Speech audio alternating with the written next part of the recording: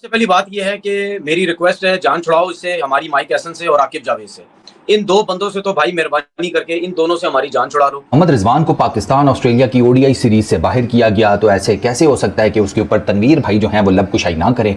आप लोगों के लिए बड़ी खबर यह है कि मोहम्मद रिजवान को पाकिस्तान के वनडे स्क्वाड से ड्रॉप कर दिया गया है और फहीम अशरफ को भी पाकिस्तान के वनडे स्क्वाड से ड्रॉप यानी नजरअंदाज कर दिया गया है। शर्म आनी चाहिए आकिब जावेद को, शर्म आनी चाहिए उन लोगों को जो पाकिस्तान क्रिकेट के साथ जिन्होंने फुद्दू लगाया हुआ है, पाकिस्तान क्रिकेट का जिन्होंने भेड़ा गर्क किया है।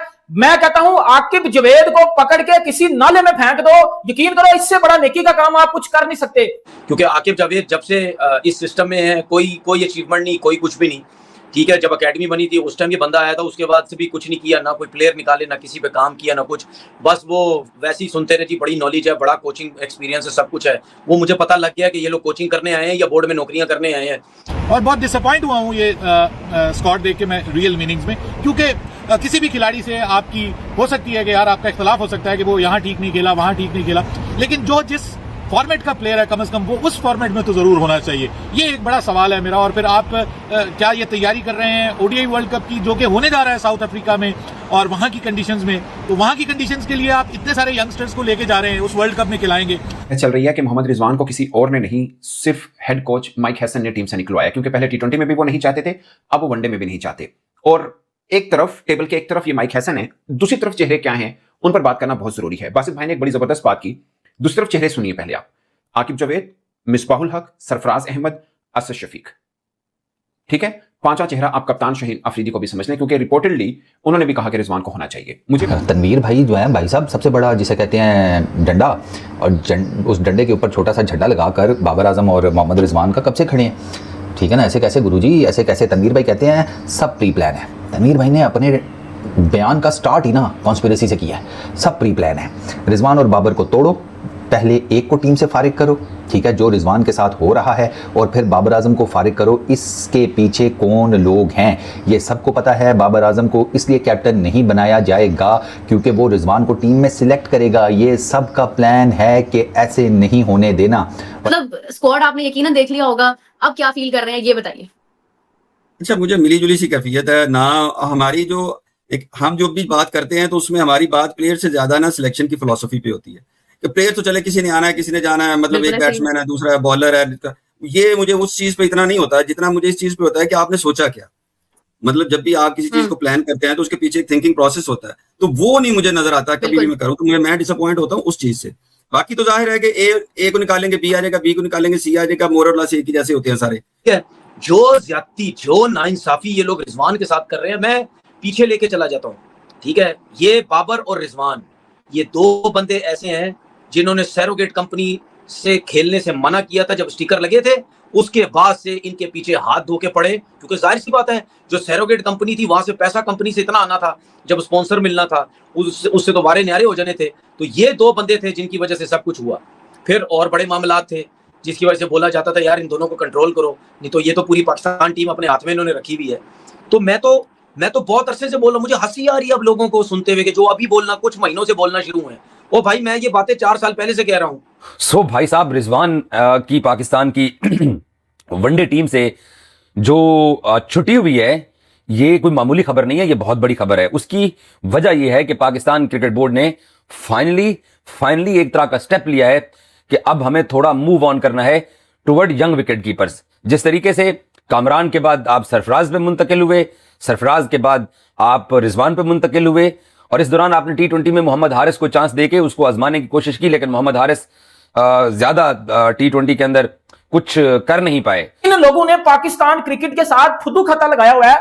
जब पाकिस्तान बांग्लादेश से हारा है तो मैं ये सोच रहा था कि यार शायद इनको गलतियों का एहसास हो जाए और ये अच्छी सिलेक्शन करनी शुरू कर दें, अच्छे काम करने शुरू कर दें, जिनसे पाकिस्तान क्रिकेट ऊपर जानी शुरू हो जाए।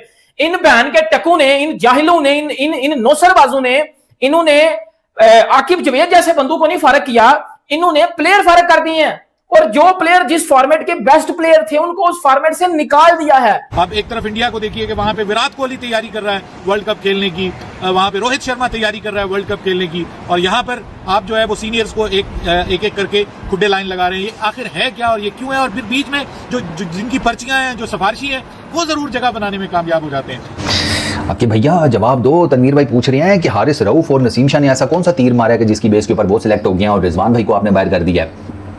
हम ना फॉर्मेट्स मिक्स कर जाते हैं।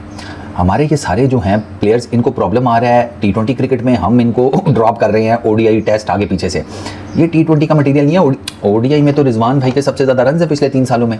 और मैं विकेट कीपर बैट्समैन की बात नहीं कर रहा, मैं प्रॉपर सारे फॉर्मेट बैट्समैन की बात कर रहा हूँ। तो सॉरी सारे बैटर्स को मिलाकर ODI में आगा, बाबर, ठीक है, साहिबजादा, फरहान, फलाना टिमगाना, सब उसमें रिजवान भाई के पिछले 3 साल में सबसे ज़्यादा जिसे कहते हैं रन हैं, 200 हैं, 3-4 50s हैं। सॉरी नहीं 3-4 नहीं 10 50s हैं। तो रिजवान भाई की ODI में परफॉर्मेंस ठीक थी। प्रॉब्लम उनके स्ट्राइक रेट का था, शुरू में आके वो बिल्कुल डेड कर देते थे एंड ऑल दैट, उसके ऊपर बात की जा सकती थी। जो एक ही सिस्टम की पैदावार है तो कोई बहुत ज्यादा फर्क नहीं होगा, कोई एक में अच्छा कर देगा कोई दूसरे में अच्छा कर देगा। लेकिन प्रॉब्लम है कि आप जो आपने कोई पूल बनाया होगा, आप वर्ल्ड कप खेलने जा रहे हैं, आपने कोई पूल बनाया होगा, आपके पीछे कुछ सोच होगी, कोई फिलोसफी होगी। पूरी दुनिया अगर वर्ल्ड कप की तैयारी कर रही है तो आप भी कर रहे होंगे, जाहिर है। लेकिन वो कैसे कर रहे हैं उसकी समझ से मुझे नहीं आ रही। फॉर एग्जाम्पल, अच्छा आपने जिस तरह पहले सबसे बात की, मैं अगर मेरे सामने स्क्वाड पड़ा, शाहीन अफरीदी फाइन ओके कप्तान है, मैं इस चीज से हाल दो कि मैं बड़ा क्रिटिक हूँ उसकी परफॉर्मेंस का। मैं उसकी परफॉर्मेंस अप टू मार्क नहीं है जितना उसका नाम है इस वक्त। ना उनके पास पेस है, ना उनके पास स्विंग है, ना उसके पास रिवर्स है, ना वो डेथ ओवर कर सकता है जिसके लिए वो मशहूर था। पहले ओवर, एक आध ओवर किसी दिन उसकी सीम होती है, 10 मैचों में नहीं होती। तो वो किसी भी तरह इस टीम में डिजर्व नहीं करता, अगर मुझे आप करें। लेकिन क्योंकि वो कप्तान था तो आपको कप्तान बदलना नहीं चाहिए था इतनी देर। तो मैं सिर्फ इस वजह से उसको सपोर्ट कर रहा हूँ। As captain role, as bowler वो डिजर्व नहीं करता था। एज कैप्टन ओके आप उसको कंटिन्यू किया, आपने थोड़ी कंसिस्टेंसी देनी चाहिए। सलमान अली आगा वाइस कप्तान है, बिल्कुल ठीक है, होना चाहिए उसको। अब तो समद की मुझे समझ नहीं है कि किस परफॉर्मेंस पे आपने रखा। अगर उसने PSL में कोई अच्छी इनिंग खेल दी है तो पिछले साल भी एक आधी खेली थी, तो उसमें क्या उसमें ऐसी चीज आपको नजर आई? अब्दुल समद डोमेस्टिक में भी थोड़ा कंपोज्ड है, तो आई थिंक कि नहीं। शायद उसकी बेस पे उन्होंने उसको रखा है। पता नहीं प्लेइंग 11 में रखते हैं या नहीं। डोमेस्टिक में और भी बहुत सारे कंपोज्ड हैं, इससे बेहतर कंपोज्ड मौजूद है। मैं आगे बताता हूँ। नाम आ रहे मुझे पता है मोहम्मद रिजवान, जो मेरे तक इन्फॉर्मेशन पहुंची है, मुझे पता है मोहम्मद रिजवान क्यों टीम में नहीं है, बट मैं इस पे बात नहीं करूंगा। आई एम श्योर अभी तक किसी ने इस पॉइंट पे बात नहीं की हुई जो असल रीजन है कि मोहम्मद रिजवान क्यों नहीं है। लेकिन मीडिया पे चल रहा है कि माइक हैसन उनको पसंद नहीं करते, बट मेरा मानना कुछ और है। मेरा मानना यह है कि क्या माइक हैसन में, मैं ये मुझे मालूम है कि माइक हैसन पसंद नहीं करते रिजवान को, बट मैं दूसरी तरफ एक बात करना चाह रहा हूं। क्या इस बार सिर्फ अकेले माइक हैसन की वजह से मोहम्मद रिजवान टीम में है? नहीं है, तो उसका जवाब है नो। बस इससे ज्यादा मैं नहीं कुछ बोलूंगा। बट ये 4 चेहरों को जहन में रखिएगा, एक आकिब जावेद, मिसबाहुल हक, सरफराज अहमद, असद शफीक, जो अभी सिलेक्शन कमेटी का हिस्सा हैं। कल ये ना जाके कहीं बाहर कि नहीं हम तो नहीं चाहते थे कि रिजवान को ड्रॉप हो, हम तो रिजवान को चाहते थे और बला माइक हैसन ने कह दिया या फलां ने कह दिया। अब 5 बंदे इंक्लूडिंग शाहीन शाह अफरीदी, जो मीडिया के मुताबिक चल रहा है कि वो एक तरफ, अकेले माइक हैसन एक तरफ, जिनका कहने पर रिजवान को ड्रॉप कर दिया।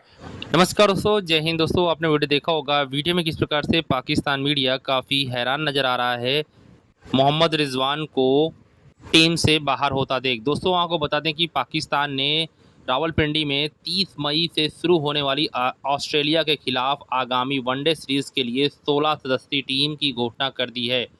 3 मैचों की इस सीरीज के साथ बाबर आजम की राष्ट्रीय टीम में वापसी हो गई है और जबकि मोहम्मद रिजवान को टीम से बाहर का रास्ता दिखा दिया गया है।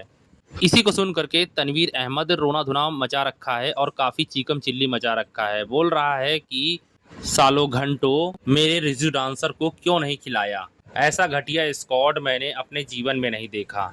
ये बदलाव बांग्लादेश के खिलाफ पाकिस्तान की निराशाजनक टेस्ट सीरीज हार के तुरंत बाद लिया गया है। इसी को देख करके दोस्तों पूरा वीडियो है और इसी पे पाकिस्तान मीडिया चर्चाएं करता नजर आ रहा है। अगर दोस्तों आपको वीडियो अच्छा लगा हो तो हमारे चैनल जरूर सब्सक्राइब कीजिएगा, लाइक कीजिएगा दोस्तों। मिलते हैं नेक्स्ट वीडियो में। धन्यवाद दोस्तों, जय हिंद।